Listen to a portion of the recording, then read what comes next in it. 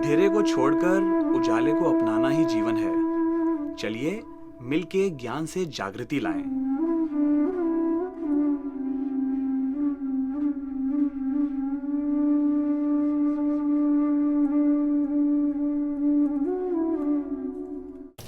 दोस्तों नमस्कार, आदाब, सत श्री अकाल।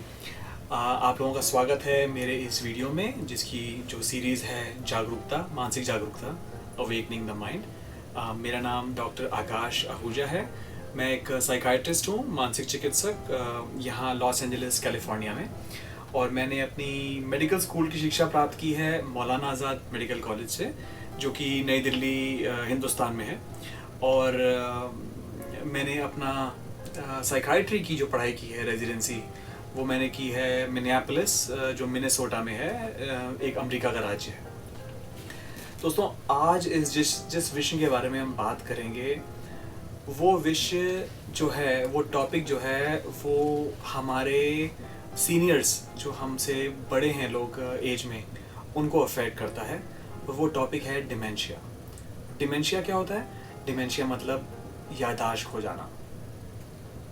दोस्तों, जिस इंसान ने अपनी पूरी ज़िंदगी अपने दोस्तों में, अपने मियाँ बीवी में, अपने मियाँ के साथ या बीवी के साथ, या अपने काम में बिताई हो, जिसने सोसाइटी के लिए, कम्युनिटी के लिए इतना कुछ किया हो, बहुत दुख की बात होती है जब वो इंसान अपनी पार्टनर को, अपनी मियाँ या बीवी को पहचान भी नहीं पाता, जब वो अपने बच्चों को पहचान नहीं पाता, जब वो अपना ख्याल खुद नहीं रख पाता, जब वो खुद अपने आप से बाथरूम भी नहीं जा पाता, जब वो नहा नहीं सकता, जब वो उसे खाना खाने तक में तकलीफ़ होती है और उसे कुछ भी याद नहीं रहता। ये है डिमेंशिया, जो कि बहुत ही ख़तरनाक बीमारी है।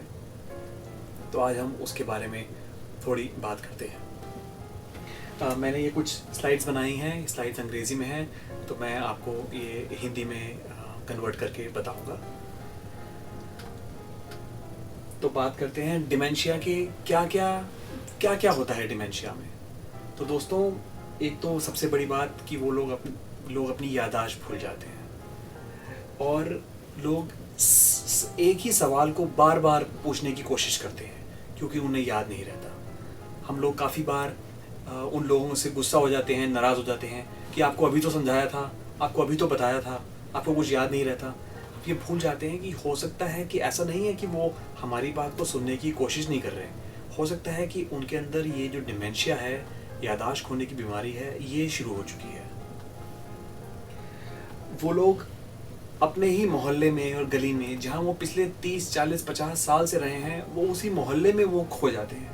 उन्हें अब याद नहीं रहता कि उन्हें कहाँ जाना है।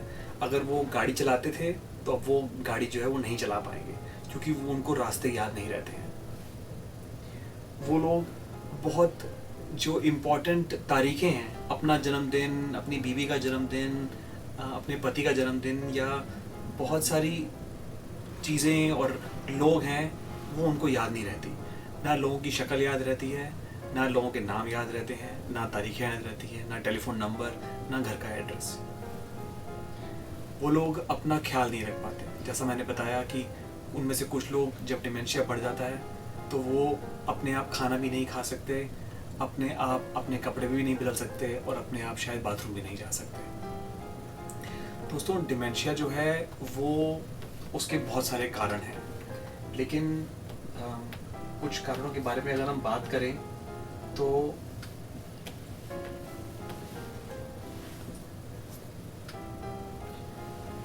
उम्र के हिसाब से जो है डिमेंशिया बढ़ता है। जब उम्र इंसान की बढ़ जाती है, जो रिसर्च और साइंटिस्ट ने शो किया है कि 65 से लेके 75 साल की एज में करीब 5 से लेके 10% लोग, 5 से 10 लोग 100 में, उनको डिमेंशिया या याददाश्त खोने के कुछ आसार उनमें नज़र आ सकते हैं। अगर लोगों की एज 85 साल हो जाए तो बहुत अच्छी बात है, उनकी ज़िंदगी लंबी है, लेकिन डिमेंशिया होने का चांस जो है वो करीब करीब आधा हो जाता है, 50%, हर 2 इंसानों में से एक। फैमिली हिस्ट्री, अगर उनके अंदर, उनके परिवार में किसी को याददाश्त खोने की बीमारी थी, तो उनके लिए भी उनके आसार इस बीमारी को पाने के बढ़ जाते हैं। ये होता क्यों है? डिमेंशिया के अंदर, दिमाग के अंदर, खास तौर पे आगे वाले हिस्से में जिसमें याददाश्त और जिसमें इंसान का बिहेवियर कंट्रोल करने की क्षमता होती है, उसमें दिमाग में कुछ प्रोटीन्स जो हैं वो जमा हो जाते हैं, जिनको अंग्रेजी में हम न्यूरोफिब्रिलरी टैंगल्स जो है वो कहते हैं। और इन लोगों में एक जीन होता है बॉडी के अंदर जिसमें कि उसे कहते हैं हम एपोई जीन, जिसकी वजह से जो डिमेंशिया होने का चांस जो है वो इन लोगों में बढ़ जाता है। दोस्तों, डिमेंशिया तो बहुत प्रकार के होते हैं, लेकिन जो सबसे कॉमन होता है उसे कहते हैं एल्जाइमर डिजीज या एल्जाइमर याददाश्त खोने की बीमारी, जो कि सबसे ज़्यादा कॉमन है और सबसे ज़्यादा अफेक्ट करती है दुनिया में लोगों को। तो आइए उसके बारे में थोड़ा सा जानने की कोशिश करते हैं। तो एल्जाइमर में इंसान नई चीज़ें सीखना जो है वो उसके लिए असंभव हो जाता है, और जो उसको पुरानी चीज़ें याद होती हैं, लाइक गाड़ी चलाना या ऑमलेट बनाना, उसे वो चीज़ें भी याद नहीं रहती। उसको लोगों का नाम याद नहीं रहता, उसको चीज़ों का नाम नहीं याद रहता। अगर ये मेरे हाथ में एक ये बोतल है तो उसको नहीं याद रहेगा कि ये इसे बोतल कहते हैं। और अगर हम देखें तो उसकी जो काम करने की क्षमता है, छोटे छोटे कार्य करने की, जैसे कि उदाहरण के लिए कंघी करना, उसे कंघी करना भी याद नहीं रहेगा कि कंघी कैसे करते हैं। उसके अलावा चीज़ों को प्लान करना, अगर उसे अपने दोस्त के घर जाना है तो उसे ये प्लान करना कि पहले मुझे अपने जूते पहनने हैं, फिर मुझे बाहर जाना है, दरवाज़ा खोलना है, फिर दोस्त के घर जाना है, वो इतना भी चीज़ जो है उसके लिए प्लान करना नामुमकिन सा हो जाता है। तो आप देख सकते हैं कि इससे इंसान की लाइफ जो है वो कैसी बदतर हो जाती है। उसके हाथ में, कंट्रोल में कुछ भी नहीं रह जाता, वो लोगों के ऊपर बहुत ज़्यादा निर्भर करना शुरू हो जाता है।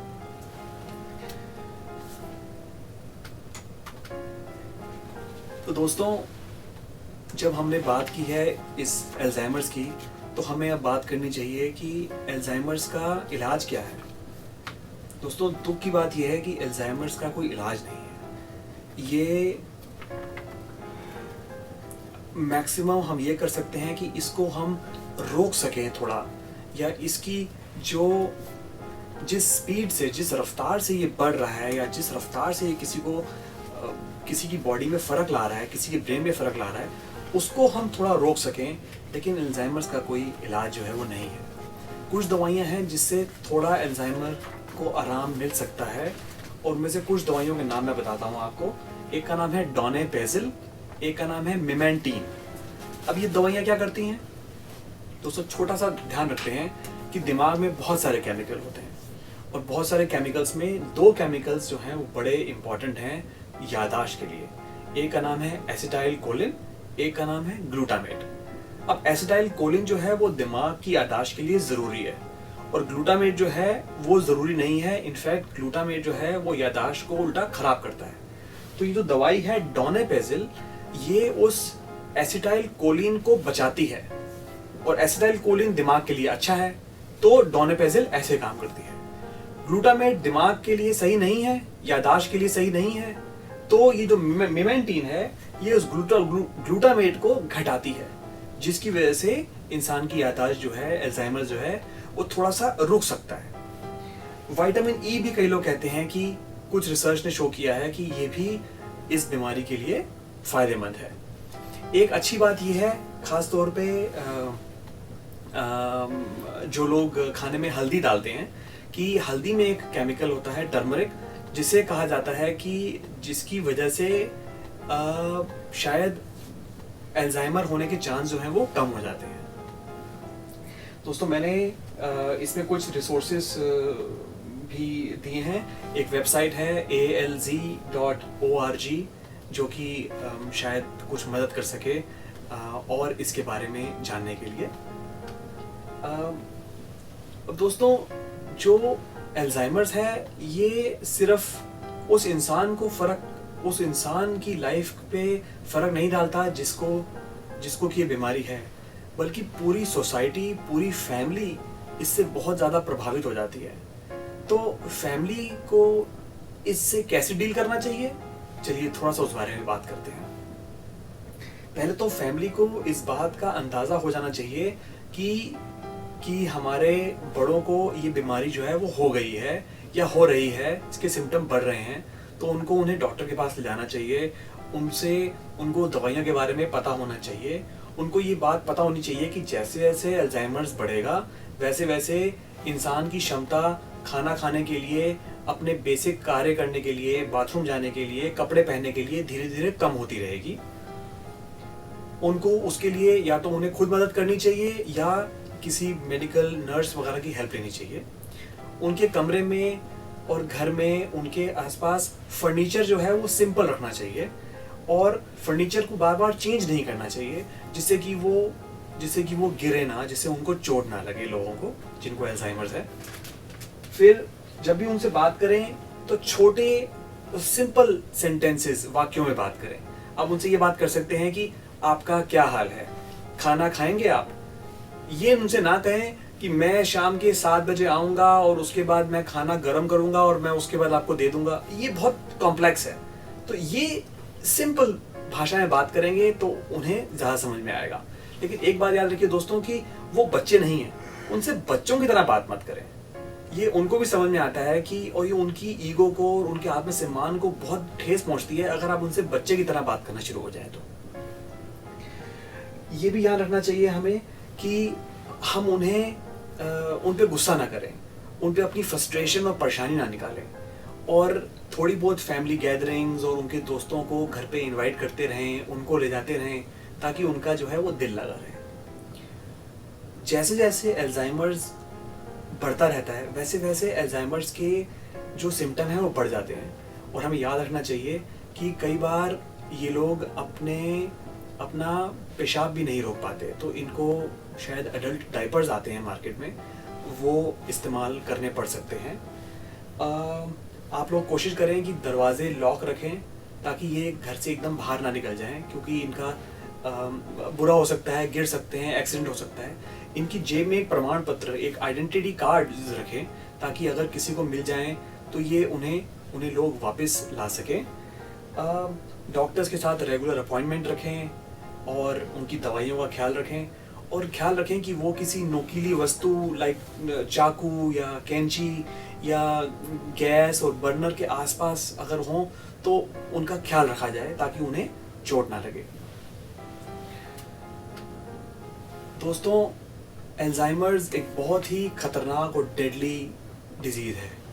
ये उनको अफेक्ट करती है जिनसे हम बहुत प्यार करते हैं और जैसे मैंने बताया कि इसका इलाज नहीं है, लेकिन अगर हम ये सारी बातें ध्यान में रखते हैं तो एटलीस्ट जो प्यार और जो इज़्ज़त के हमारे सीनियर्स हकदार हैं और जिस तरीके से उनकी खिदमत होनी चाहिए, एटलीस्ट हम वो तो उनके लिए कर ही सकते हैं और उनको सेफ रख सकते हैं और इनकी ज़िंदगी को जितना आरामदायक और सुकूनदायक बना सकते हैं उतना तो हम शायद बना ही सकते हैं।